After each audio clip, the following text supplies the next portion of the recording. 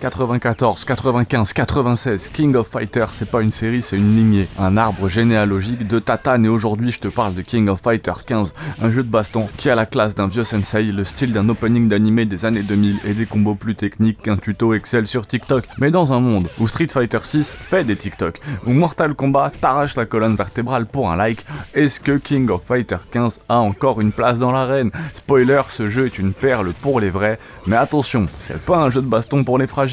Le gameplay, 3 versus 3, combo, carnage et du bon gros skill de daron. King of Fighters 15, c'est le seul jeu de baston où tu ne dois pas juste maîtriser un seul perso, mais bel et bien 3 versus 3, sans barre de switch à l'ancienne. Le système de jeu pousse à la stratégie d'équipe, optimisation des ordres, au mind game pur. Chaque perso est un mini-jeu en fait à lui tout seul. Terry, Lori, Leona, Mai, tous ont un héritage de coups à connaître par cœur, comme si tu passais une espèce de bac en fait sur King of Fighters.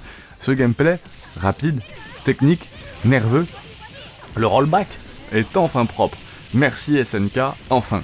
Et les combos qui sont exigeants, mais gratifiants. Et quand tu places un climax super, t'as l'impression de gagner l'Eurovision, vraiment.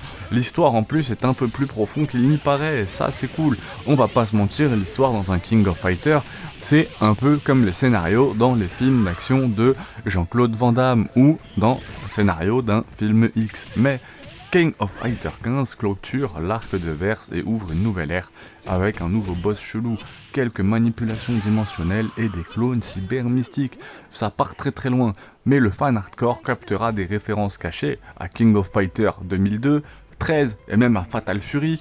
Visuellement, la mise en scène est bien plus propre qu'avant. Cinématique animée, stylée, intro de combat qui claque, finisher qui sentent le shonen sous stéroïdes.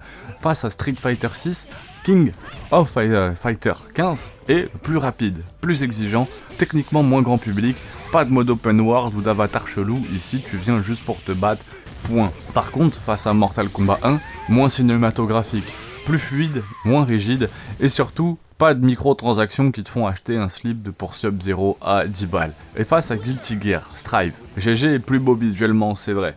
Mais KOF 15 a un roster XXL, une histoire de saga riche et une communauté de darons très technique. C'est un jeu de baston pour ceux qui ont connu les bornes d'arcade, pour ceux qui sentent encore l'odeur de la clope froide sur les sticks justement. Les faiblesses, objectivité oblige quand même. King of Fighters 15 est bon, vraiment bon, mais c'est pas parfait.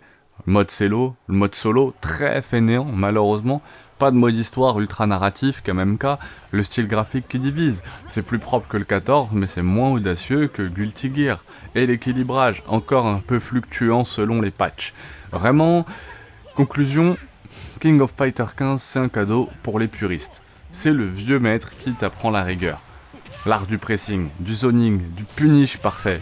Si t'en as marre des jeux qui jouent pour toi, si tu veux maîtriser, souffrir, puis triompher, là vraiment c'est le jeu qu'il te faut. King of Fighters 15 est ton dojo. Vraiment, ton main c'est qui?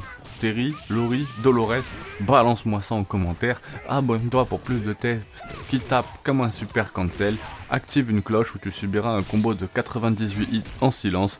King of Fighters 15 c'est vraiment pas pour tout le monde, mais c'est pour ceux qui aiment vraiment les jeux de baston.